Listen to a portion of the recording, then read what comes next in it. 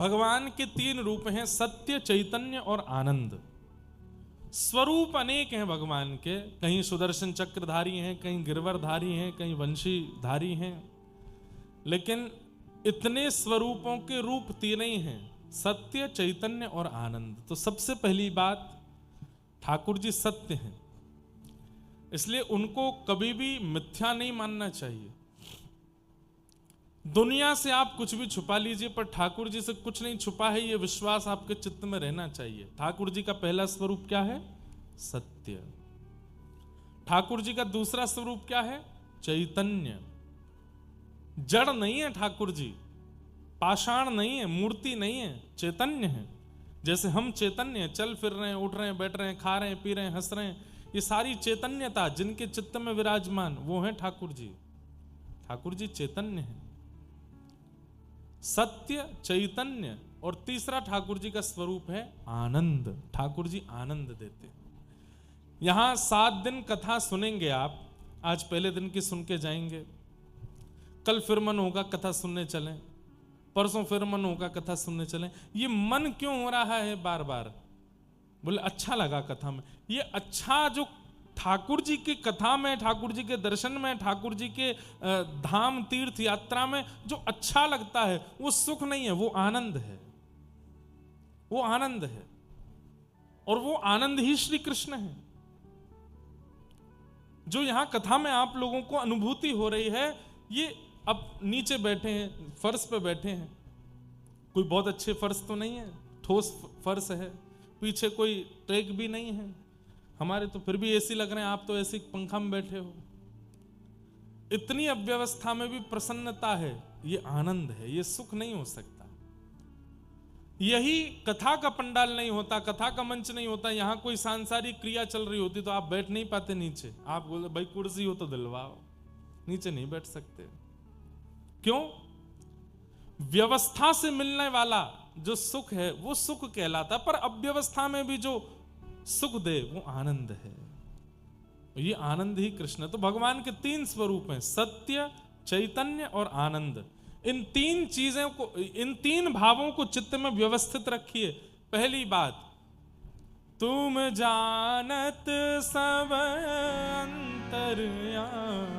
ठाकुर जी सब जानते हैं, उन्हें सब पता है। तुम जानत सब अंतर्यामी, सब पता है ठाकुर जी को। यह विश्वास चित्त में रखिए कि उन्हें सब पता है। आपको सत्य बता रहे हैं, भक्ति मार्ग में प्रवेश आपका यहीं से हो जाएगा कि आप ये विश्वास चित्त में रखते हैं कि उनको सब पता है। कई लोग मंदिर इसलिए जाते हैं, उनको लगता है ठाकुर जी को पता नहीं है मेरी परिस्थिति क्या, मैं बता के आऊं। नहीं, वो सब जानते हैं, उन्हें पता है। इससे होगा क्या? कल को जीवन में कष्ट आने पर, दुविधा आने पर, पीड़ा आने पर आप शांत रहोगे। क्यों? ठाकुर जी को पता है अभी शायद इसमें मेरी भलाई है इसलिए ऐसा दे रहे हैं, कुछ समय बाद अच्छा देंगे, शायद उसमें मेरी भलाई होगी। तुम जानत सब अंतर्यामी। तो पहला भाव, ठाकुर जी के प्रति विश्वास रखो कि वो सत्य जानते हैं, उन्हें पता है।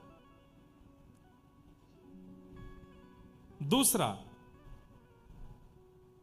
अब पहली जो सत्य की बात है, इसमें एक प्रसंग याद आता है, सुना होगा आपने, बड़ा प्रसंग अद्भुत है। साक्षी गोपाल भगवान, कई मंदिरों में आप जाते हैं तो वहां पर आपको साक्षी गोपाल भगवान जरूर मिलते होंगे। अभी हम परसों ही महाकाल भगवान को दर्शन करके आए, वहां पे भी साक्षी गोपाल है। हमको पुजारी जी ले गए, बोले साक्षी गोपाल हैं, इनको प्रणाम किए बिना महाकाल को प्रणाम किया, ये रजिस्टर में लिखा नहीं जाता चित्रकेतु के पास, यही साक्षी लेते हैं। साक्षी गोपाल करते क्या हैं? आपने क्या किया ये उनको पता है, उसकी साक्षी लेते हैं, उसकी गवाही देते हैं। तीर्थ यात्रा पर कुछ लोग गए हुए थे, तीर्थ यात्रा विश्राम हुई तो एक बड़े वयोवृद्ध थे, उन्होंने एक युवा बालक को उसकी पीठ पे हाथ धर के कहा, तुमने मेरी इतनी सेवा करी है इस पूरी यात्रा में, अब तुम वापस गांव चलोगे, अपनी पौत्री का, अपने पुत्र की पुत्री का तुमसे ब्याह कराऊंगा। उस व्यक्ति ने कहा, मेरी ब्याह की इच्छा नहीं है, लेकिन आप कह रहे हैं तो मैं मना क्यों करूं? कोई गुलाब जामुन परोसे तो भले इच्छा ना हो, पात तो लेना ही चाहिए। जलेबी दे रहा हो, मना क्यों करो? ब्याह की इच्छा तो नहीं है, पर आप अपनी तरफ से ऑफर दे रहे हो तो कर लेंगे। लेकिन जैसे ही गांव पहुंचे, वो वयोवृद्ध ने गांव के लोगों से जाके कहा, मैंने अपनी पौत्री के लिए एक लड़का देखा है। बोले कौन है? बोले पास के गांव का है, तीर्थ यात्रा में गया था, आदि आदि सब बात कही। घर के लोगों ने कहा, आप भी कुछ सोचते नहीं, विचारते नहीं, घर में किसी से पूछा नहीं, पक्की कर आए वहां पे, हम नहीं करेंगे ब्याह। तो बेचारे वृद्ध अकेले पड़ गए। 4 दिन बाद का समय दिया था उस लड़के को कि तुम आ जाना अपने परिवार वालों के साथ। वो आ गया। जैसे ही घर पहुंचा तो वृद्ध ने बाहर ही रोक लिया उसको और उससे कहा, भाई देखो क्यों आए हो तुम? बोले आपने कहा था कि अपनी पौत्री का आप ब्याह करेंगे, तो मैं परिवार वालों को लेके आया हूं। बोले ऐसे झूठ बोल रहे हो, मैंने तो कुछ नहीं कहा था, मैंने तुमसे कहा ही नहीं था, तुमने कोई स्वप्न देखा होगा या तुम मिथ्या बोल रहे हो। अरे भैया, सबको इकट्ठा करके उसके परिवार वालों के सामने बोला, मैंने इससे कहा ही नहीं कि मैं अपनी पौत्री का ब्याह करूंगा, ये झूठ बोल रहा है। वो लड़का रोने लगा, उसने तो पूरे हाथ पांव बांध लिए। बोले मैं ब्याह नहीं करूंगा, लेकिन मैं ये बात साबित करके रहूंगा कि आपने कहा था, आप झूठ बोल रहे हो। गांव के सरपंचों ने बुला करके कहा, बोले भैया क्या बात है? उसने कहा कि इन्होंने मुझसे कहा था कि अपनी पौत्री का ब्याह करेंगे, अब मना कर रहे हैं। तो गांव के लोगों ने कहा, भाई देखो अब कौन सत्य बोल रहा है, कौन झूठ बोल रहा है, ये तो कोई तीसरा व्यक्ति बतावेगा तो बात पता चलेगी। जब आपने इनसे कहा था कि आप अपनी पौत्री का ब्याह करेंगे इनसे, तब किसी ने सुना था? तो जो और भी लोग गए थे यात्रा पे, वो सब लोग भी मना कर दिए, नहीं हमने तो नहीं सुना था। तो उस लड़के ने कहा, अरे आधी रात हो रही थी, सब सो रहे थे, कोई नहीं जागा था, बस मैं और ये थे। बोले अब ये तो तुम ऐसी बात कर रहे हो कि हम कोई इस पे कार्यवाही कर ही नहीं सकते, कोई तीसरा व्यक्ति लेकर के आ जाओ जिसने सुनी हो तो हम मान जाएंगे। तब उसने अचानक से एक बात बोली, हाँ एक ने सुनी है। बोले कौन? बोले जब हम रात्रि में सो रहे थे तो गोपाल जी का मंदिर था, वो गोपाल जी सुन रहे थे। घर के सब गांव के पंचायती सब हंसने लगे। बोले गोपाल जी सुन रहे थे? बोले हाँ उन्होंने सुना है। बोले एक काम कर, सब एक दूसरे को ऐसे आंख मारने लगे। बोले कि अब इसको फंसा देते हैं काम में, आप अपनी पौत्री का ब्याह कहीं और कर देना। बोले क्या? बोले हाँ भाई किसने सुनी थी बात तुम्हारी? बोले गोपाल जी ने। बोले तू एक काम कर, गोपाल जी को लेके आ, अगर गांव के सामने उन्होंने गवाही दे दी तो तेरा ब्याह हम इससे करा देंगे। सब बोले गोपाल जी कभी बोलेंगे ही नहीं। लेकिन उसको इतना विश्वास था ठाकुर जी के ऊपर, चल दिया।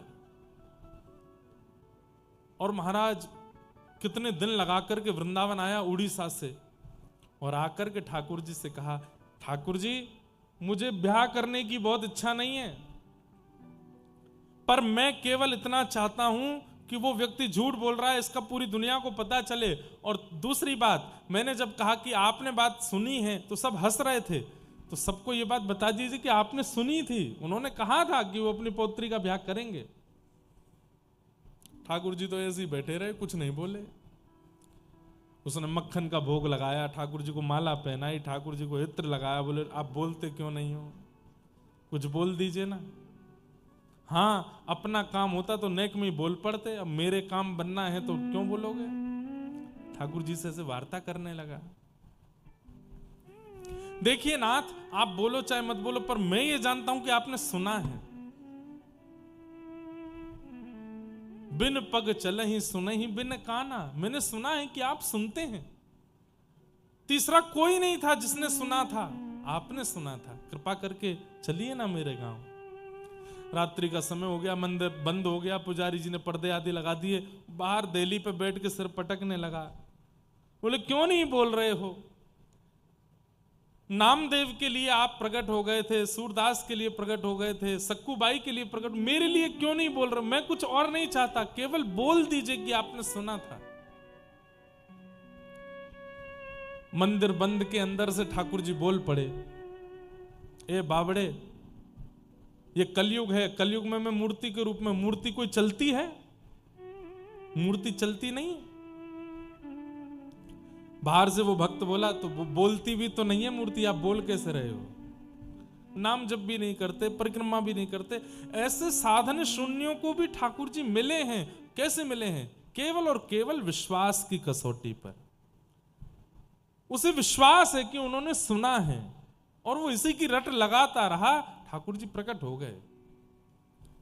बोले देख, तेरा गांव बहुत दूर है वृंदावन से, आने जाने में बहुत समय लगेगा। तो बोले तो क्या हो गया, चल दो। अरे वो बात ठीक है, पर तुम सब भक्त लोग हो, तुम लोग तो भूख प्यास सह ले, तो मुझसे नहीं सहन होता है। मैं तो एकादशी भी नहीं करता, मैं तो उस दिन भी प्रसाद पाता हूं, 8 बार भोजन करता हूं दिन में। बोले मैं आपकी सब व्यवस्था कर दूंगा 8 बार भोजन की। बोले इतना सारा भोजन कैसे लेके चलोगे? बोले बैलगाड़ी में ले चलूंगा, पर आप चलो, मैं अपने हाथ से बना बना के पवाया करूंगा। ठाकुर जी बोले अच्छा, और कहीं तुम हमको ले गए और अपने गांव से फिर वहां अपना काम वाम बनवा के वो मुझसे बोले अब चले जाओ अकेले वापस, तो नहीं नहीं, आप कहेंगे तो मैं छोड़ने भी आऊंगा और फिर पूरे रास्ते भोजन बनाता लाऊंगा, आप चिंता मत करो। ठाकुर जी बोले तो फिर एक बात और सुनो। बोले क्या? जब हम रुकेंगे तब हम दिखेंगे, जब चला करेंगे तो हम दिखेंगे नहीं। बोले मुझे कैसे पता चलेगी कि आप चल रहे हो? बोले मेरे नूपुर की ध्वनि आती रहेगी, मैं चल रहा हूं, पीछे मुड़ के देखना नहीं, तो जहां देखोगे वहीं रुक जाऊंगा। तो ठीक है। क्यों? ललित गति विलास वल गुहास। ठाकुर जी सीधे नहीं चलते, मटक मटक के चलते हैं, टेढ़े मेढ़े चलते हैं, उछल उछल के चलते हैं। और उस झांकी को कहीं इसने देख लिया तो गांव पहुंचने से पहले ही पधार जाएगा। इतने सुंदर लगते हैं ठाकुर जी चलते हुए। बोले कि इसने अगर मुझे देख लिया तो ये वहीं इसका जीवन अंत हो जाएगा।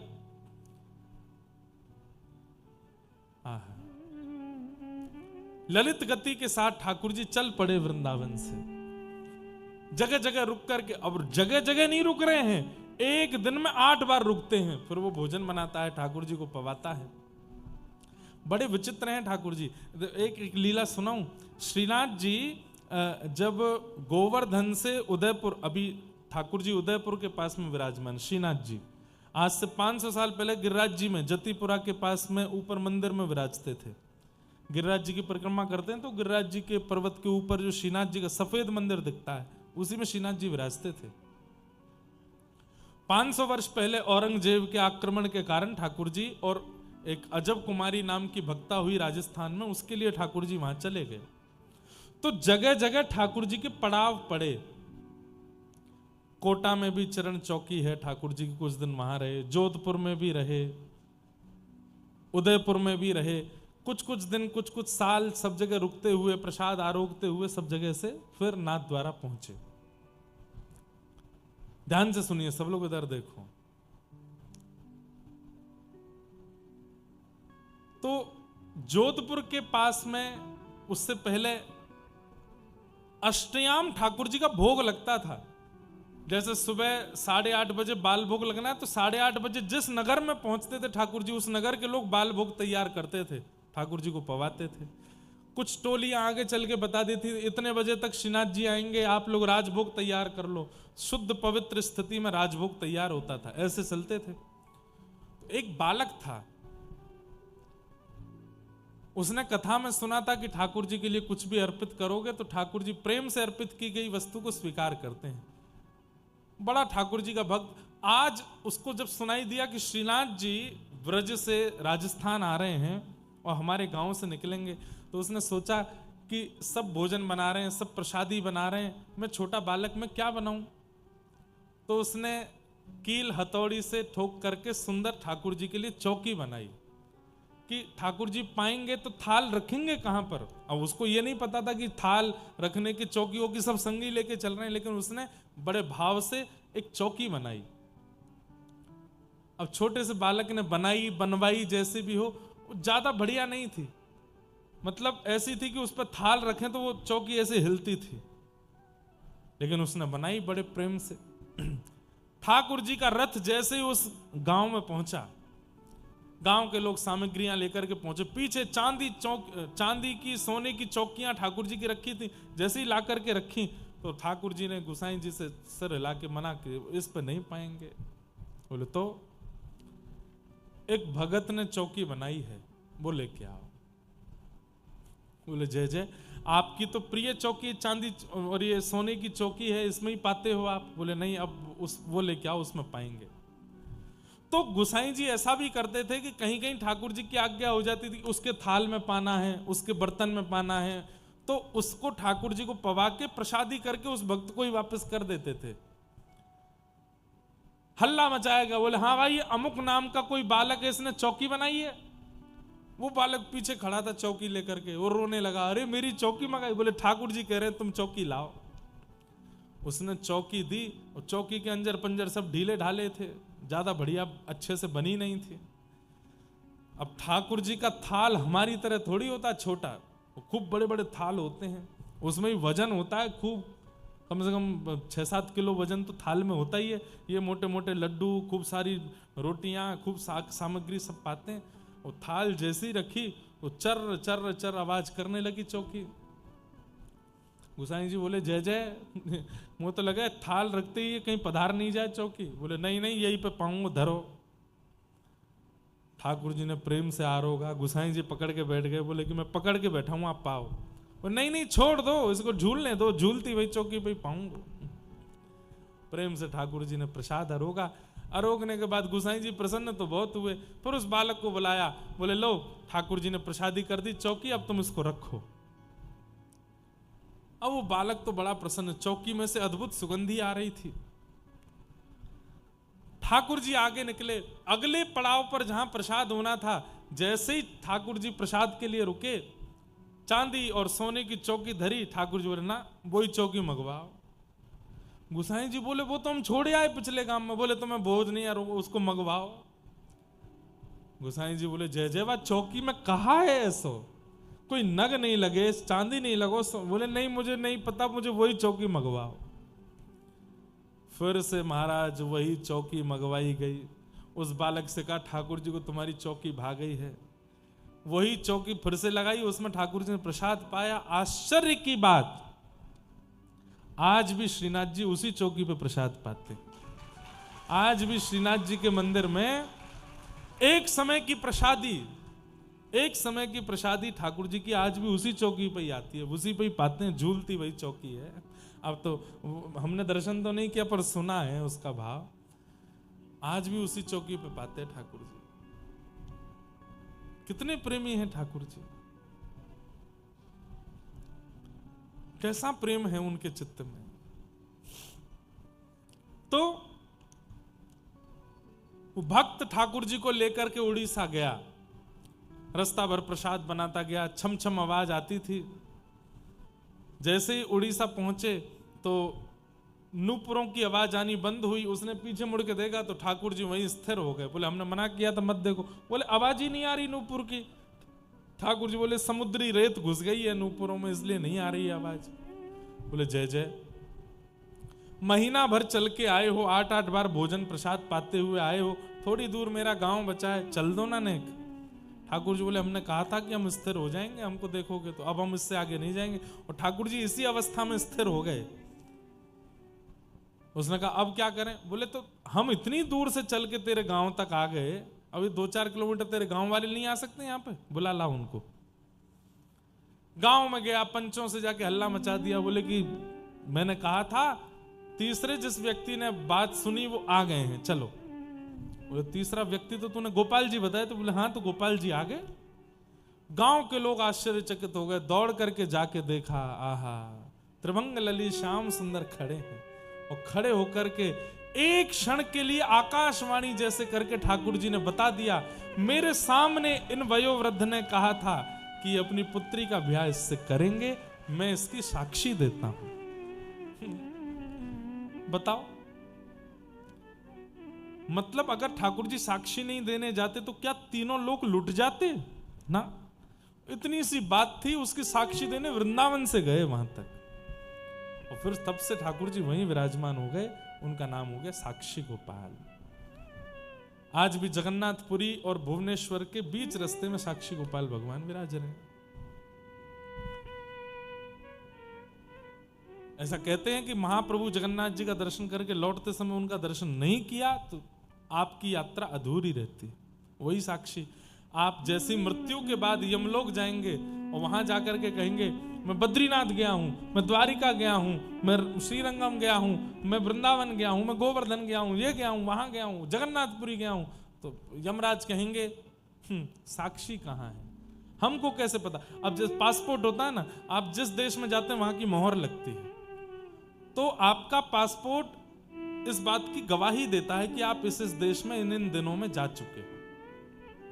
भगवान ना करे कोई केस कर दे आप पे, उस दिन इसने मेरी दुकान पे आग लगाई, आपने कहे भाई इन दिनों तो मैं विदेश में था, कैसे बताओगे? बोले लोगों मोहर लगी है, इस डेट को मैं भारत से चला गया था। ठीक वैसे ही यमराज कहते हैं कि मोहर कहां है। तुरंत आप आंख बंद करके साक्षी गोपाल भगवान के अगर दर्शन किए होंगे तो उनका स्मरण कर लेना, हे साक्षी गोपाल भगवान आइए बता दीजिए। तब साक्षी गोपाल भगवान आते हैं, पूरा खर्रा बताते हैं। बचपन में पिताजी के साथ वहां गया था, मौसी के साथ वहां, बुआ के साथ वहां, इतने गंगा स्नान, इतना ये, इतना वो, इतना ये, इतना ये सब इसने किया, इतना मिला करके इतनी यात्राएं इसने जीवन में की। ऐसे गोपाल जी। पर मुझे ऐसा लगता है साक्षी गोपाल भगवान भी देखते होंगे, भजनानंदी की साक्षी देने जाते होंगे, एरे गेरे इनकी नहीं देते होंगे। एरे गेरे कौन है? जो ट्रिप करने जाते हैं, यात्रा करने नहीं, ट्रिप करने जाते हैं कई। वो ट्रिप कैसी करते हैं? वो धाम में जाकर के भी व्यसन ही करते हैं, बस धाम नाम के मात्रा, नाम भाव से गए, वहां गए, पर वहां जाकर के भी शुद्धता, पवित्रता, इन सब का ध्यान नहीं रखा। ऐसे लोगों की साक्षी ठाकुर जी नहीं देते, भजन के भाव वालों की साक्षी।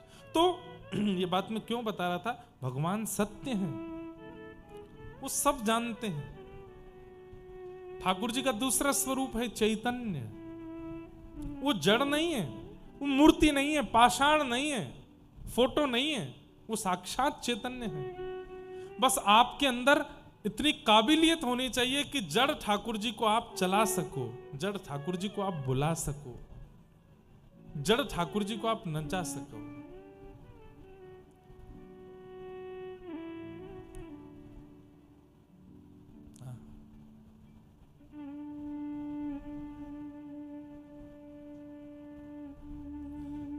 ठाकुर जी बोल सके, चैतन्य।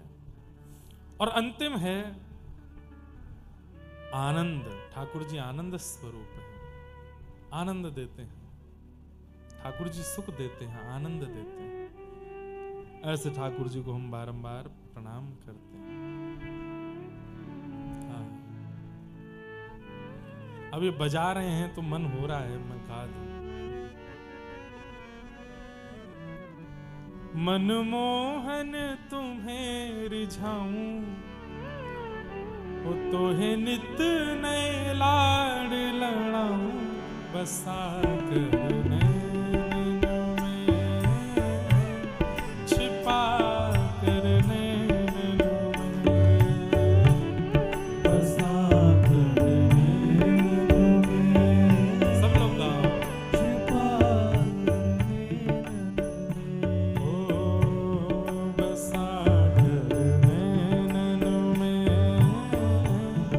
छिपा कर नैनों में,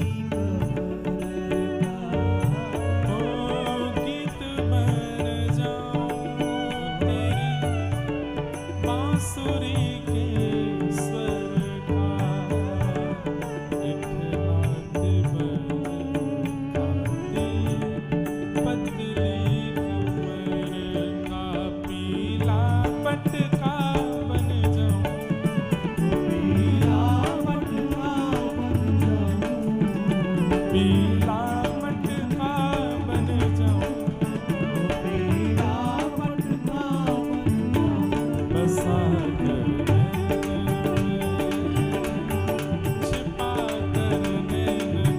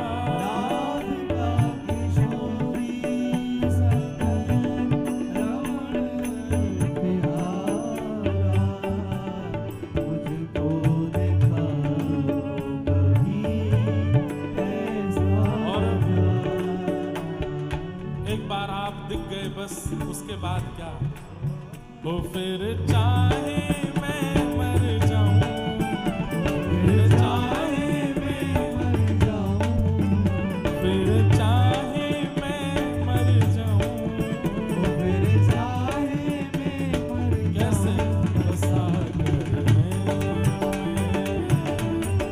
छिपा कर बसा कर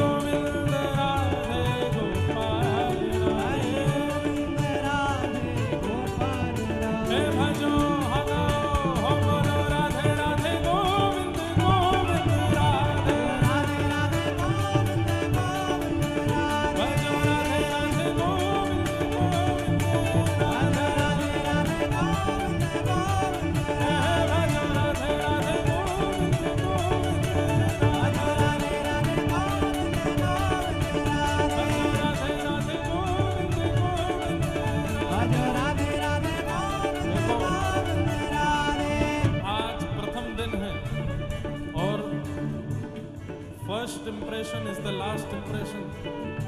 पहले दिन ही ठाकुर जी इंप्रेस हो जाएंगे तो बाकी के 6 दिन इंप्रेस ही रहेंगे। हो जाओ उठा करके। और जो बैठे बैठे गा रहे हैं वो इतने ऊंचे स्वर में गाओ तो ठाकुर जी आनंदित हो जाए। गोविंद राधे गोपाल हे गोविंद राधे गोपाल राधे, हरि गोविंद राधे गोपाल हरि राधे गोविंद राधे गोपाल राधे, हरि गोविंद राधे गोपाल राधे हरि गोविंद राधे गोपाल राधे, हरि गोविंद राधे गोपाल हरि गोविंद राधे गोपाल हे राधे, भजो हगाओ बोलो राधे राधे गोविंद गोविंद राधे भजो राधे राधे गोविंद गोविंद हरि राधे राधे गोविंद गोविंद राधे, राधे राधे गोविंद गोविंद राधे हरि राधे राधे गोविंद गोविंद राधे, राधे राधे गोविंद गोविंद हरि राधे राधे गोविंद जय जय श्री राम जय जय श्री राम।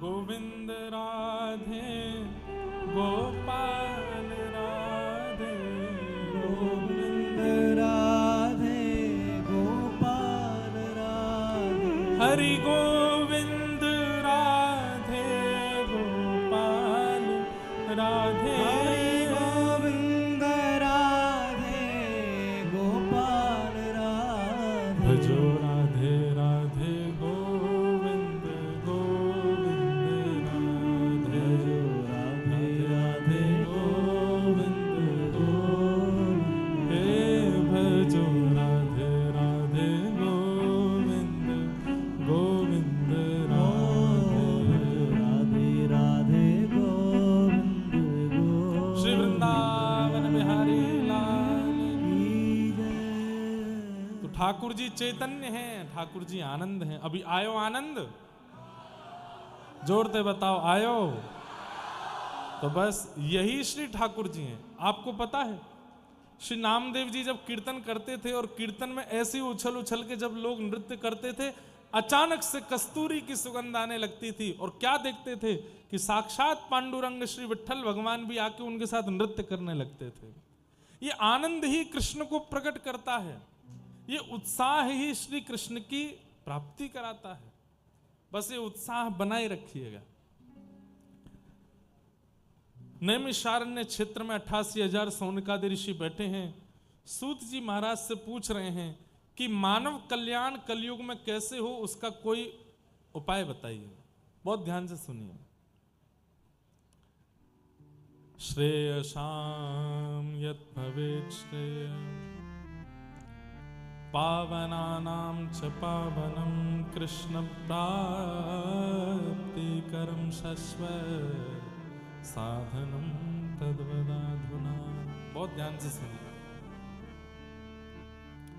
इस कलिकाल में ठाकुर जी कैसे मिलेंगे? एक बात बोलें, अभी हम नैरोबी केनिया में कथा कर रहे थे अफ्रीका में, तो वहां नरसिंह मेहता जी का चरित्र कहा 3 दिन तक, और उस बीच में एक भाव आया कि चैतन्य महाप्रभु कहते हैं कि भैया कलयुग की बहुत निंदा मत किया करो। इधर देखिए सब लोग ध्यान से सुनो। हम जानते हैं कि कलयुग में पाप बहुत ज्यादा है, पर फिर भी कलयुग की निंदा मत करो। क्यों? सतयुग त्रेता द्वापर के भक्तों की यदि मैं बात करने लगूं तो 1000 वर्ष, 100 वर्ष, 50 वर्ष, 5 वर्ष, और सबसे कम अवधि में यदि किसी को मिले तो 5 महीने में ध्रुव जी को, और सबसे ज्यादा तो 5-5 हजार साल तक लोगों ने तपस्या की, तब जाके ठाकुर जी का दर्शन होता। पर आपको पता है कलयुग में सबसे कम समय में ठाकुर जी किसको मिले? श्री नामदेव जी महाराज को मिले 3 दिन में।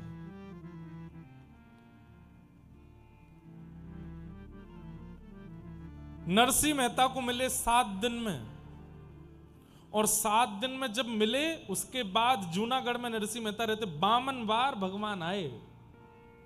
52 टाइम्स नरसिंह मेहता के पास आए ठाकुर जी इस कलिकाल में। इतने तो किसी पर कृपा नहीं की ठाकुर जी ने, ना सतयुग के भक्तों पे, ना त्रेता के भक्तों पे, ना द्वापर के भक्त, केवल कलयुग के भक्तों पर।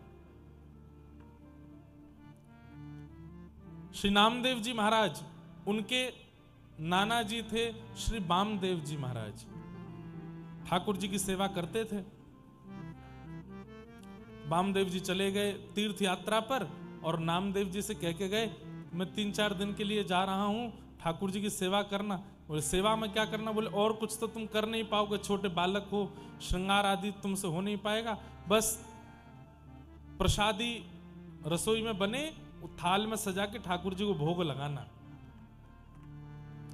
और जाते जाते कह गए, बिना भोग लगाए प्रसाद मत पाना। नामदेव जी महाराज बोले ठीक है। सुबह सुबह दूध का भोग लेकर के ठाकुर जी, दूध लड्डू का भोग लेकर के गए, ठाकुर जी के सामने पधरा दिया। बोले जय जय, दूध फेंट के लाया हूं, बढ़िया लड्डू है, पा लीजिए। नहीं पाया ठाकुर जी ने। 1 घंटा 2 घंटा 4 घंटे हो गए। बार बार नामदेव जी कहें, जय जय पा क्यों नहीं रहे हो? अभी आपने दूध ही नहीं पाया तो अगला प्रसाद कैसे लेके आऊं? अच्छा दूध पाने की इच्छा नहीं होगी, खिचड़ी ले आता हूं। खिचड़ी ले आए, नहीं पाई ठाकुर। अच्छा आपको कुछ और पाना होगा, पूरन पोली बनवा के ले आए, पूड़ी दाल साग भाजी बनवा करके ले आए। ठाकुर जी नहीं पावे। हम आपकी तरह थोड़े ही थे कि बस पर्दा लगा के संतुष्ट हो जाते हैं, हम तो कि पा लिया ठाकुर जी ने। नामदेव जी को तो तक खाओ, थाली साफ चाहिए। नहीं पाया ठाकुर जी ने। नहीं चाहिए, थोड़ा तो भजन करना चाहिए। ये क्या तुमने 2 दिन में बुला लिया? बोले कि मुझे आपके दर्शन की अभिलाषा तो थी, पर उससे ज्यादा मुझे भूख लगी थी। पालो पहले, सिद्ध हो गई। आप प्रकट होते हो तो फिर इतना नाटक नहीं करना। जब जब थाली लाऊं प्रकट होके पा लिया करना, मैं तभी पाऊंगा, नहीं तो। ठाकुर जी बोले बड़ी अच्छी जबरदस्ती तुम्हारी। बोले हाँ है, प्रकट होना पड़ेगा। तो ठाकुर जी 3 दिन में ही प्रकट हो गए और प्रेम से पाया। चौथे दिन उनके नाना जी वामदेव जी आ गए। बंधुओं, ठाकुर जी का स्वरूप बता देता है कि सेवक कैसी सेवा करता है। कई लोगों के ठाकुर जी देख के लगता है कि ठाकुर जी बस बोलने वाले हैं, तो समझो सेवा अच्छे से होती। और कई जगह तो बस ऐसा लगता है कि ठाकुर जी बस दिन गिन रहे हैं कि जल्दी जल्दी कोई और ये पधारे, दूसरों सेवक आवे, मेरी सेवा अच्छे से तो भी होगी। सेवा खूब भाव से किया करो बंधुओं। आपका सौभाग्य है कि आपको ठाकुर जी ने यशोदा बनने का सौभाग्य दिया, आपको ठाकुर जी ने नंद बाबा बनने का सौभाग्य दिया। आपके यहाँ लाला बन के आए हैं तो वैसी सेवा करो जैसी लाला की होनी चाहिए। थाट में कोई कमी मत छोड़ा करो। अपने लिए रोटी नहीं बन पा रही, ठीक है, ठाकुर जी को बढ़िया पवाओ। ठाकुर जी का इतना ध्यान रखो कि ठाकुर जी आपसे प्रसन्न रहें। वामदेव जी आ गए, आकर के बोले अच्छा ठाकुर जी तो बड़े प्रसन्न लग रहे हैं, बढ़िया प्रेम से भोग आदि पवाए। बोले हाँ। अच्छा जाओ रसोई घर से थाली ले आओ, ठाकुर जी का भोग लगा देते हैं। नामदेव जी थाली लेकर के आए तो नाना वामदेव जी ने कहा लाओ मुझे दो, मैं लगाता हूँ। बोले हाँ लगाओ। धर दिया सामने, और सामने लगा पर्दा किया, मंत्र आदि बोले, थोड़ा आचमन आदि कराया, घंटी बजाई, पर्दा हटा दिया, उठा ली थाली। नामदेव जी बोले नाना जी ये क्या किया? बोले भोग लगाया। बोले खाया तो कुछ भी नहीं। बोले ऐसे ही भोग लगता है? बोले मैंने तो ऐसे नहीं लगाया था। बोले तो तुम कैसे? बोले हमारी तो थाली भीतर जाती, बिल्कुल साफ होके बाहर आती, सब पाते ठाकुर जी। तो नाना जी हंसने लगे, बोले सब जानता हूं, भोग लगाने के चक्कर में चुपचाप खुद ही खा जाता होगा बैठ के। अरे नहीं, ठाकुर जी पाते थे। अच्छा चल ले, अब तू लेके जा थाली, साफ करवा के ला। ठाकुर जी के सामने धर दिया।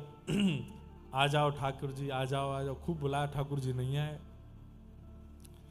बोले मैं अकेला था तो आ गए थे, उससे मिला क्या? कुछ भी नहीं, आप खा पी के चले गए। अब इनको कैसे विश्वास होगा कि आप आए थे? इनके सामने आओ ना।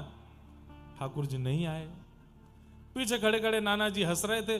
नामदेव जी को बड़ी पीड़ा होने लगी, छुरी उठा ली हाथ में, और गले पर रख लिए अपने, बोले या तो प्रकट हो जाओ, नहीं तो अभी अपना सर धड़ से अलग कर लूंगा, अभी काट के प्राण त्याग दूंगा।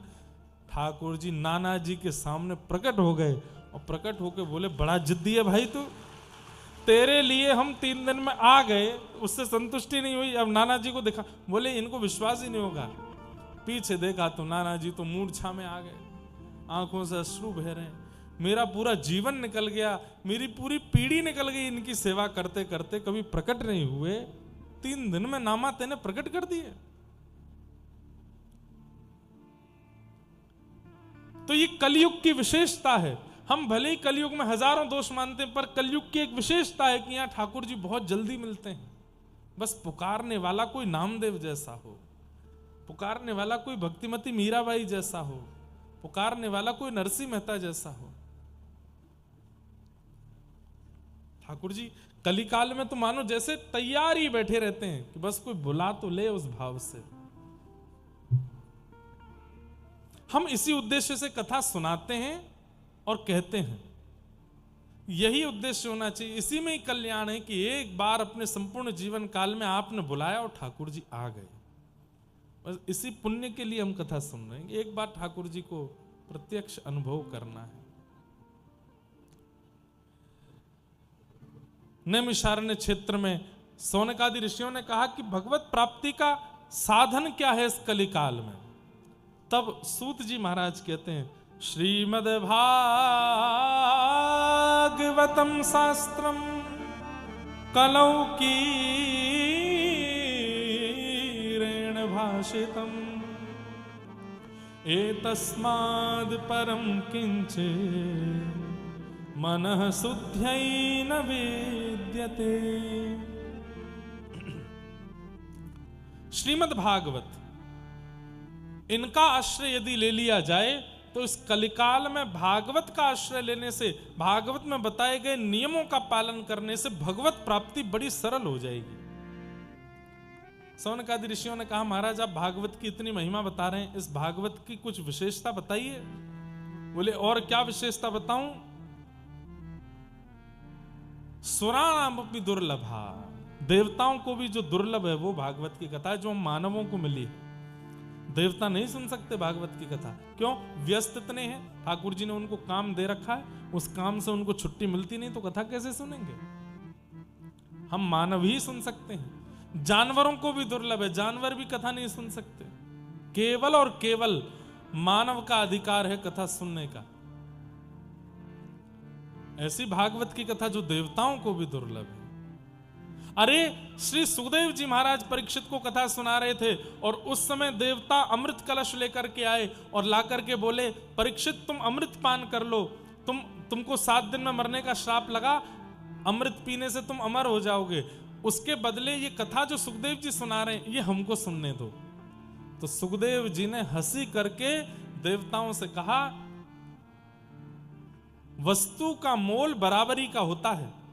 अरे हीरे के बदले हीरा लिया जा सकता है, धन के बदले हीरा लिया जा सकता है, स्वर्ण के बदले हीरा लिया जा सकता है, चांदी की बहुमात्रा के बदले हीरा लिया जा सकता है, कांच के बदले हीरा नहीं लिया जाता। श्रीमद् भागवत हीरा है, मणि है, और तुम स्वर्ग का अमृत लेकर के आए हो कि इसके बदले हमको कथा दे दो। नहीं मिलेगी कथा।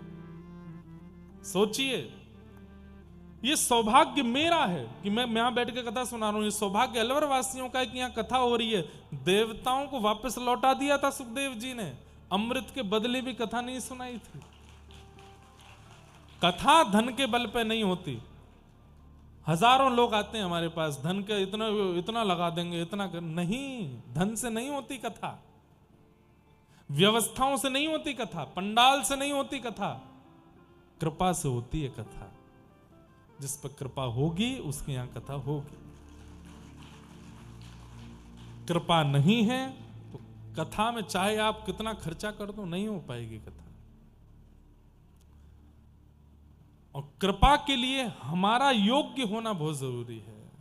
हम योग्य कैसे बने ये ठाकुर जी से पूछना चाहिए। तो देवताओं ने जाकर के प्रार्थना की और प्रार्थना करके सुखदेव जी से कहा, पर सुखदेव जी ने उनकी सहायता नहीं की। ऐसी भागवत की कथा ही है जो कलिकाल में भगवत प्राप्ति करा सकती। तब सौनकादि ऋषियों ने कहा कृपा करके बताइए ये भागवत की कथा पहले किसने किसको सुनाई। तब कहा ये सबसे पहले भागवत की कथा सनक सनंदन सनातन सनत कुमारों ने श्री नारद जी महाराज को सुनाई। तब प्रश्न हुआ, बोले नारद जी तो एक जगह स्थिर बैठते नहीं, फिर 7 दिन वो बैठ कैसे गए, कथा कैसे सुन ली उन्होंने। तब पूरा एक प्रसंग सुनाया गया कि एक बार की बात, नारद जी बद्रिक आश्रम गए और बद्रीनाथ में जाकर के सौनक आदि ऋषियों को उन्होंने बताया पृथ्वी को हमने बहुत अच्छा समझा था, लेकिन यहां आकर के पता चला ये पृथ्वी बिल्कुल अच्छी नहीं है। क्या देखा आपने पृथ्वी पर आकर के? तब नारद जी बता रहे मैंने पृथ्वी पर आकर के क्या देखा। बंधुओं, जैसे विदेश की खूब प्रशंसा करते हैं कई लोग, विदेश बहुत अच्छा है, वो देश बहुत अच्छा है, लेकिन जब आप स्वयं जाओगे ना तो आपको ऐसा लगेगा इतनी प्रशंसा खाक में करी, कुछ भी नहीं था। ऐसा होता है। ऐसे ही देवलोक में पृथ्वी की बड़ी प्रशंसा होती है, अरे वृंदावन धाम, जगन्नाथपुरी, द्वारिका, बद्रीनाथ, बड़े अच्छे अच्छे दिव्य धाम हैं वहां तो।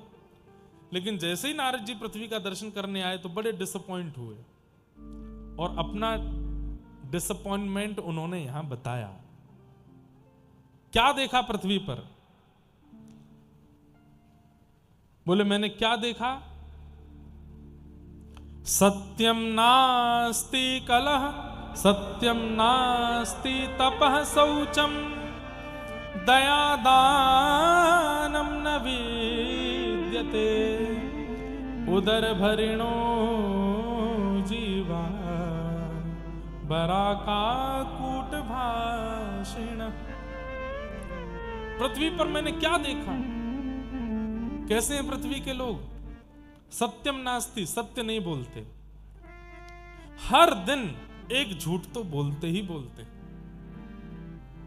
असत्य संभाषण करते हैं। शौचम नास्ति, पवित्र नहीं है।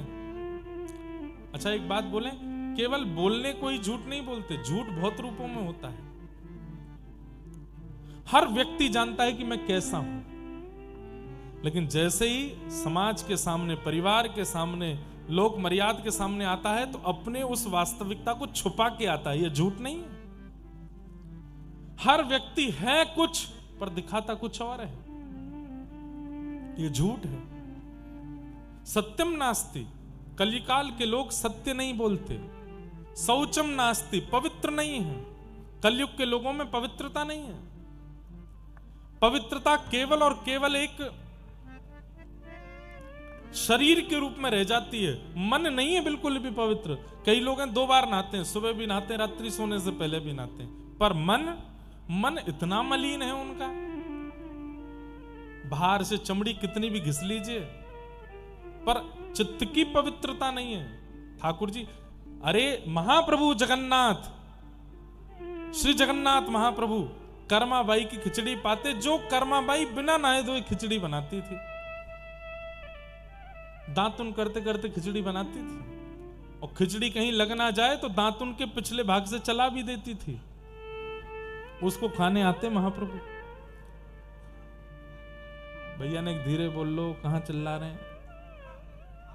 हाँ बस थोड़े ने धीरे, बस बस बस बस, बस। हमने बोल दिया। क्या बता रहा था हम? कर्माबाई।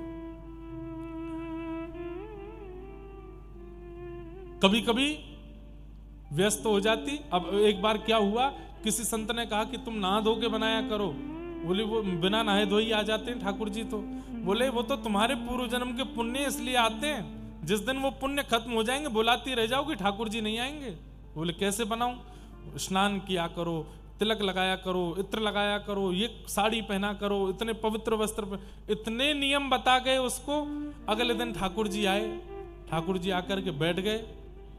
जगन्नाथ जी बोले कहां गई मैया? इधर से निकली, दौड़ करके इधर जा रही है। ठाकुर जी, क्या हुआ मैया? खिचड़ी। बोले रुक जा रुक जा, अभी नहा के आ रही हूं। नहा के आई, फिर उसके बाद में तिलक स्वरूप लगाया, फिर उसके बाद कुछ मंत्र बता दिया था पंडितों ने, वो करने लगी। फिर उसके बाद गुरुदेव, कुछ संतों ने कुछ नियम बता दिए, वो करने लगी। ठाकुर जी बोले मैया ये सब क्या कर रही है? बोले रुक जा। फिर बताया, बोले पहले चूल्हे का पूजन करना, चूल्हे का पूजन करने के बाद में पात्रों का पूजन करना, सामग्रियों का पूजन करना, उसके बाद अग्नि प्रज्वलित करना, अग्निदेव को प्रणाम, फिर खिचड़ी बनाना। इतना नियम करने लगी तो ठाकुर जी बोले, मैया मुझे मंदिर जाके दर्शन देने, तो ये सब कहा कर रही है? जल्दी कर्मा कहते कहते नाम तब पड़ा उनका कर्मा, जल्दी कर। अगले दिन ठाकुर जी आए ही नहीं, तो कर्मा बाई मंदिर गई, बोले आप आए क्यों नहीं आज? बोले तू इतने नियम साधन करती है, नहा रही है, धो रही है, तिलक फोटा लगा रही है, इत्र इत्र लगा रही है, मंत्र कर रही है, कभी चूल्हा का पूजन, पात्र का पूजन, चंदन लगा रही है, अग्निदेव को बुला रही है, इतना समय थोड़ी मेरे पास। बोले मुझे कोई बोल करके गया कि तुम इतना स्नान ध्यान करके नए कपड़े पहन के करोगे तो ही ठाकुर जी रुकेंगे, नहीं तो पुण्य खत्म होने के बाद ठाकुर जी नहीं आएंगे। ठाकुर जी बोले स्नान उनके लिए आवश्यक है, मंत्र उनके लिए आवश्यक है, साधन उनके लिए आवश्यक है जिनका मन पवित्र नहीं है, वो बाहर से पवित्रता रखो। पर कर्मा तेरा तो मन पवित्र है, तू स्वभाव से पवित्र है, बुद्धि से पवित्र है, चित्त से पवित्र है, तेरी बाहर की काया की पवित्रता की मुझे कोई परवाह नहीं है। मुझे नहाने की जरूरत है, आपको नहाने की आवश्यकता है, हमें इतने पवित्र रहने की आवश्यकता, क्योंकि हम पवित्र नहीं हैं। कर्मा तो पवित्र है, उसके लिए ठाकुर जी ने कोई नियम साधन नहीं। सत्यम नास्ति शौचम नास्ति, पवित्र नहीं है हम लोग। कितनी भी रुद्राक्ष पहन लें, कंठी माला पहन लें, शिखा रख लें, लेकिन मन में जो दूसरे के प्रति दूषितता है वो ठाकुर जी से दूर भगाती है, उसको पवित्र करो। अच्छा एक बात बताएं, मन की पवित्रता का कोई सूत्र बताओ। आपने पूछा, मैं बताऊं। सब में गुण देखो, खुद में दोष देखो, आपका मन पवित्र हो जाएगा। मन अपवित्र क्यों है? खुद में गुण और सब में दोष, ये अपवित्रता का कारण है। आज भी कथा सुनते सुनते भी हजारों में दोष देख लिया हमने, ये ऐसा है, ये वैसा है, ये वैसी है। हम पे बैठ गई कथा में आके, हमें सब पता है क्या क्या करते हैं ये लोग। दोष बहुत जल्दी देखते हैं हम लोग, इसीलिए मन कभी पवित्र हो ही नहीं पाता। आज से नियम बना लो, जिसको देखेंगे गुण देखेंगे, दोष नहीं देखेंगे। चाहे लाख दोष हैं उसमें भी गुण देखेंगे। आप देखेंगे 7 दिन बाद आप इतने हल्के हो जाओगे, इतनी पवित्रता आपको अनुभव होने लगेगी चित्त में, और उस पवित्रता के कारण आपके घर के ठाकुर जी की अनुभूतियां होने लगेंगी आपको, कि कुछ बोलते हैं, कुछ कहते हैं, कुछ करते हैं। आपकी अपवित्रता ठाकुर जी को मौन रखती है, और वो शरीर की शुद्धि से नहीं होगी, मन की शुद्धि से होगी। पवित्र करो। तो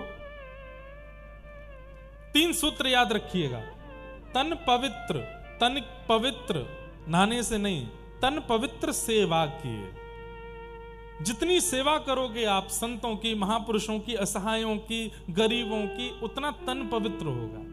तन पवित्र सेवा किए, मन पवित्र कर ध्यान। ध्यान से मन पवित्र होगा, नाम से मन पवित्र होगा। तन पवित्र सेवा किए, धन पवित्र कर दान, मन पवित्र हरि भजन सो होत त्रिविध कल्याण। मन की पवित्रता हरि भजन से और दूसरों में गुण देखने से होती है। हम दोष देखते देखते देखते देखते देखते देखते देखते अपने चित्त को ही मलिन कर लेते हैं और खुद को अच्छा समझते हैं। हम बहुत अच्छे हैं, इससे तो बढ़िया ही हैं, हमसे सब बढ़िया हैं, हम बिल्कुल बढ़िया नहीं है। ये बात मन में रखो, मन पवित्र हो जाएगा। सत्यम नास्ति शौचम नास्ति तपह नास्ति। तप नहीं करते हम लोग, भजन का केवल और केवल आडंबर करते हैं, भजन नहीं होता हमसे। तन पवित्र, मन पवित्र, धन पवित्र, सब पवित्र हो जाए भजन से। तो सत्यम नास्ति शौचम नास्ति तपह नास्ति। ये नारद जी देख रहे हैं पृथ्वी पर आकर के कैसे लोग हैं हम। दया दानम न विद्यते, हमारे अंदर दया दान की स्थिति नहीं है। और किस लिए जी रहे हैं? बोले उदर भरिणो जीवा, केवल और केवल खाने के लिए जी रहे हैं। भक्त का स्वभाव वो जीने के लिए खाता है, और संसारी व्यक्ति का स्वभाव वो खाने के लिए ही जीता है, खाने के लिए ही जी रहा है कि मैं खा सकूं। नहीं। मंदा सुमंद मतयो मंद भाग्या युपद्रुता पाखंड निरता संतो विरक्ता सपरिग्रह तरुणी प्रभुता के हे शालको बुद्धिदायक कन्या विक्रयणो लोभात दंपति नाम च कलकनम आश्रमा यवने रुद्धा तीर्थानि सरितस्तथा देवताया तनान्यत्र दृष्टै नष्टानि भूरिशः। नारद जी ने इतना सब कुछ देखा। न योगी नैव सिद्धो वा न ज्ञानी सत्क्रियो नरः कली दामान लेनाद्य साधनम भस्मताम गतः। बहुत कुछ बताया यहां पर। उसमें एक बात कही गई, मंदास मंद मतयोह, मंद बुद्धि है हम लोगों की। कैसी मंद बुद्धि? आज भारत को सबसे ज्यादा सरकार को टैक्स कहां से मिलता है? मदिरा से। कहां से मिलता है? मदिरा से, तंबाकू से। इसी के कारण ये बंद नहीं हो रहे हैं। क्यों? इनसे सरकार को सबसे ज्यादा प्रॉफिट होता है, लोग सबसे ज्यादा खाते हैं। और ये मंद बुद्धि नहीं है तो क्या है? उस पर स्पष्ट लिखा है कि मुझे खाने से तुम मर सकते हो, फिर भी हम खा रहे हैं। यहां गुरुजनों ने कहा कि रोज सुबह सुबह ठाकुर जी का चरणामृत पिया करो। गुरु जी 5 साल बाद मिले, हाँ भाई हमने तुमको एक नियम बताया था, चरणामृत पिया करो। पीते हो? गुरु जी रह जाता है, क्या बताएं, कोई दूसरा नियम बताओ। गुरु जी ने कह दिया अच्छा ठीक है, 8 माला रोज किया करो, 16 माला रोज किया करो। 2-3 साल बाद गुरु जी फिर मिले, हाँ भाई करते हो? क्या बताएं गुरु जी, इतने व्यस्त हो जाते, नहीं हो पाती 16 माला। कुछ मत किया करो, कम से कम रोज 11 प्रणाम किया करो, ठाकुर जी के आगे 11 बार दंडवत किया करो। 2-2.5 साल बाद फिर गुरु जी मिले, बोले करते हो? क्या बताएं गुरु जी, हो ही नहीं पाता। और व्यसन के लिए कोई गुरु जी नहीं बोल के गए।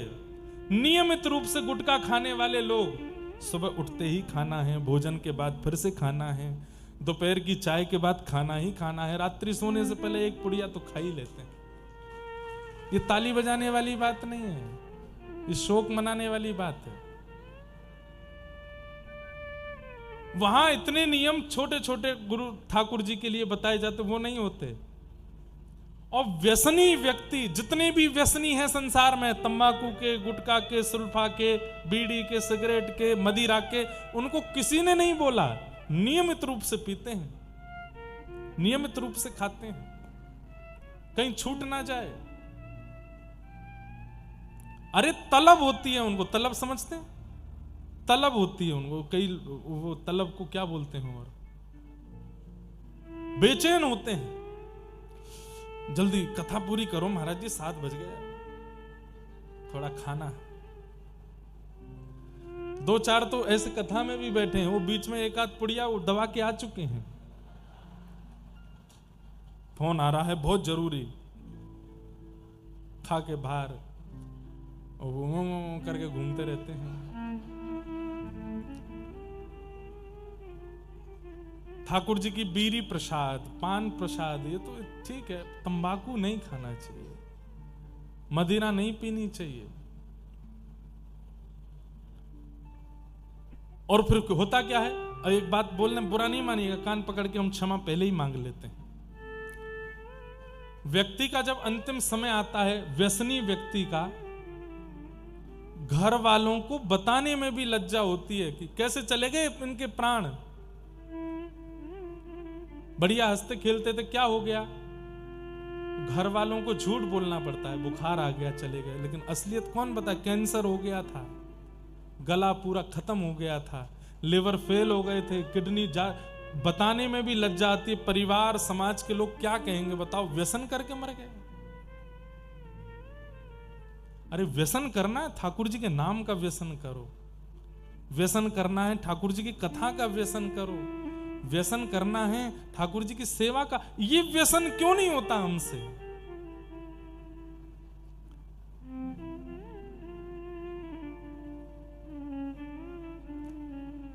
मौत का खेल है व्यसन करना, मौत से खेल रहे हैं, जबरदस्ती मौत को अपने गले लगा रहे हैं।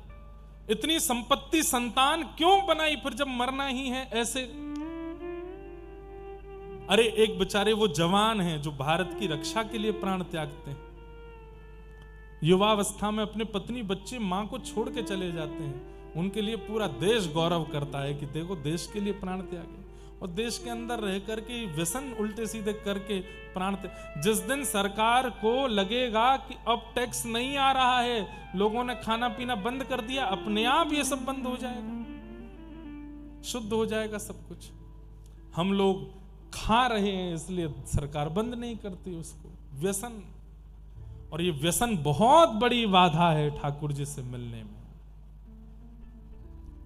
व्यसन मत करो, और किया है पूर्व में तो उसका कोई पाप नहीं लगेगा, आज ही छोड़ दीजिए, आज ही छोड़ दो। हम कह रहे हैं चाहे पूरी आत्मा सूख जाए, आत्मा निकल करके बोले मैं जा रही हूं तुझे छोड़ के, नहीं खाएगा तो बोले चली जा, नहीं खाऊंगा मैं, प्राण ले ले मेरे, लेकिन नहीं खाएंगे, नहीं पिएंगे। व्यसन त्यागी। इस बात पर जोर की ताली बजनी चाहिए थी, वो बजाई नहीं। और व्यसनियों को सौगंध है अपने बगल वालों की, कल से कथा में आना ही है। कल हम नहीं बैठ रहे यार यहाँ पे, ये तो क्या है हमारी क्लास लगा रहे बैठ के। जितने भी जो भी खाने पीने वाले बैठे हैं उनको अपने बगल वालों की सौगंध है। अब बगल वाले जिम्मेवारी रखें, ओ भैया कल आ जाइयो, तेरे हाथ जोड़ूं। किसी का उद्देश्य कथा सुनने का भगवत प्राप्ति है, किसी का उद्देश्य पुण्य की प्राप्ति। व्यसनियों का एक ही उद्देश्य है कि 7 दिन में छूटना है, छोड़ना है। अब तंबाकू कैसे बनता है सब जानते हैं, पर तंबाकू में सुपारी ठीक है, तंबाकू में और सामग्रियां ठीक, पर जब तंबाकू में तंबाकू आता है इतने में ही वो तामसी हो जाता है। और तंबाकू के जो पौधे होते हैं या जो बीज से जिससे वो प्रकट होता है, गौ के रक्त से प्रकट हुआ वो। एक बार की कथा है, देवताओं से किसी बात पर ठाकुर जी का थोड़ा एक युद्ध हुआ। तो देवताओं कभी जीत ही नहीं सकते भगवान से, भगवान तो सुदर्शन चक्र चलाएंगे सबका वध एक बार में। लेकिन तभी देवताओं ने एक चतुराई अपनाई। क्या? एक बार देवताओं ने यज्ञ किया था तो सुरभि गौ माता ने पूछा था कि क्या वरदान चाहिए, तो इंद्र ने कहा था कि जब कभी भी हमें जरूरत पड़े तो हमारे सामने आ जाना। ठीक है, आज जब लगा कि ठाकुर जी से युद्ध करना, हम मारे जाएंगे, इनसे तो नहीं जीत पाएंगे, तब इंद्र ने सोचा एक ही उपाय है। बोले क्या? हम देवताओं के चारों तरफ गैया आकर के अगर खड़ी हो जाए हमारी रक्षा में, तो ठाकुर जी गैया पर कभी प्रहार नहीं करेंगे। तुरंत सुरभि मैया को याद किया, सुरभि प्रकट हो गई। बोले आज्ञा करिए इंद्र, मैं क्या सहायता करूं? बोले आपने कहा था कि कभी सहायता हो तो हमें बुला लेना, आज हमें आपकी सहायता चाहिए। बोले हमारा युद्ध हो रहा है भगवान से। बोले भगवान से? बोले हाँ, एक बात पर युद्ध हो रहा है और ठाकुर जी हमको सबको मार देंगे। अब तुम चारों तरफ खड़ी होकर हमारी रक्षा करो, वो तुम पर कभी प्रहार नहीं करेंगे। तो गौ के नेत्रों में अश्रु आ गए, ये तो मेरा गलत प्रयोग किया तुमने। मेरे ही प्राण जो मुझे प्राण मानते हैं, ऐसे ठाकुर जी के सामने मुझे खड़ा कर रहे हो। इंद्र ने कहा अपनी बात से पीछे मत हटना, आपने कहा था कि आप रक्षा करोगे। सुरभि बोली मैं वचनबद्ध हूं तो मुझे होना पड़ेगा। असंख्य गैया प्रकट हो गई सुरभि और चारों तरफ से देवताओं को घेर लिया। ठाकुर जी के आगे हाथ जोड़े गौ ने, मुझे क्षमा कर दे नाथ, मैं वचन दे चुकी थी। और इस इंद्र ने कितनी चतुराई से आज मेरा प्रयोग किया जब पता चला कि आप विपक्ष में। ठाकुर जी ने तुरंत गरुण जी को बोला कि चलो हमारी पराजय हुई, जिस बात पर हमारा इंद्र का द्वेष, इंद्र की विजय, हम गैया पर हाथ नहीं उठाएंगे, हम अपनी हार स्वीकार करते हैं। गरुण जी को क्रोध आया। बोले ठाकुर जी आपको दया आ रही होगी पर मुझे नहीं आ रही है, मुझे बहुत क्रोध आ रहा है। अरे इन गौओं को अपना वचन तोड़ देना चाहिए, जब सामने आप खड़े हैं तब वचन के पालन की क्या आवश्यकता। तब ठाकुर जी बोले अरे नहीं नहीं नहीं, ये आवश्यक है भाई, वचन दिया है और वो वरदान मांगा था, उसका वचन है, इसमें ये तोड़ नहीं सकते।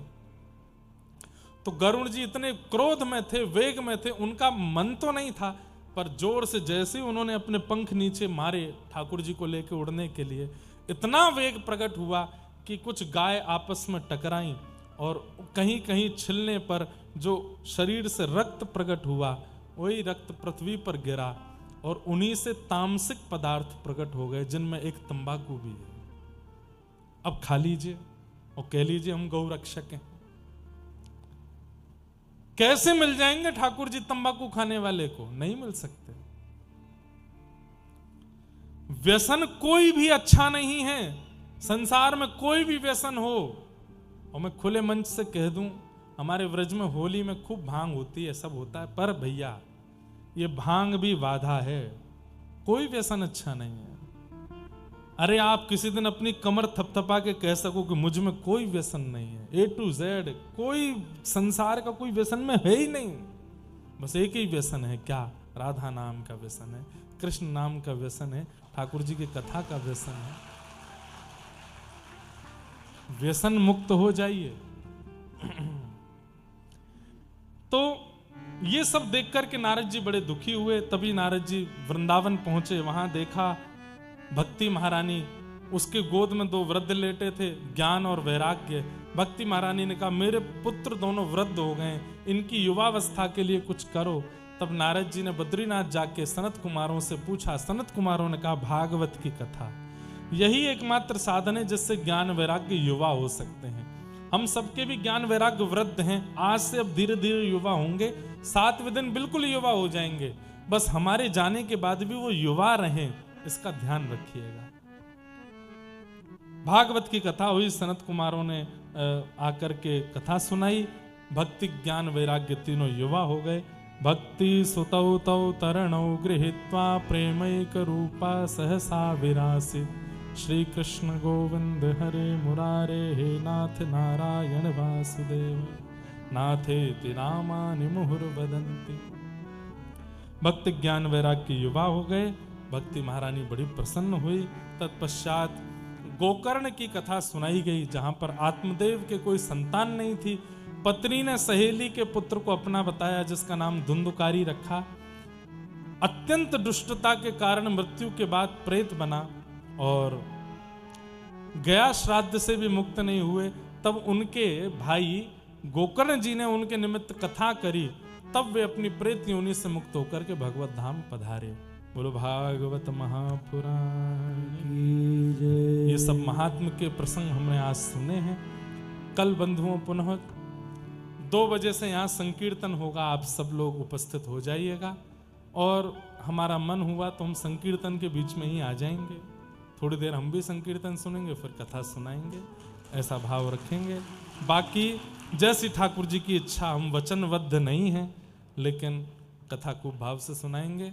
आप लोग बड़े प्रेम और भाव से आइए, खूब सारे प्रसंग, खूब उत्सव, खूब आनंद के साथ में कथा श्रवण करेंगे। सबको जय श्री कृष्ण, जय श्री कृष्ण, जय सिया राम, जय सिया राम, जय श्रीमन्नारायण। जय श्रीमन्नारायण। हो मेरे मन में ना लागे कोई रंग, हो मेरे मन में ना लागे कोई रंग, हो मैं तो रहूं संतन के संग, मैं तो रहूं संतन के संग, हो मेरे मन में ना लागे कोई रंग, हो मेरे मन में ना लागे कोई रंग, हाँ मैं तो रहूं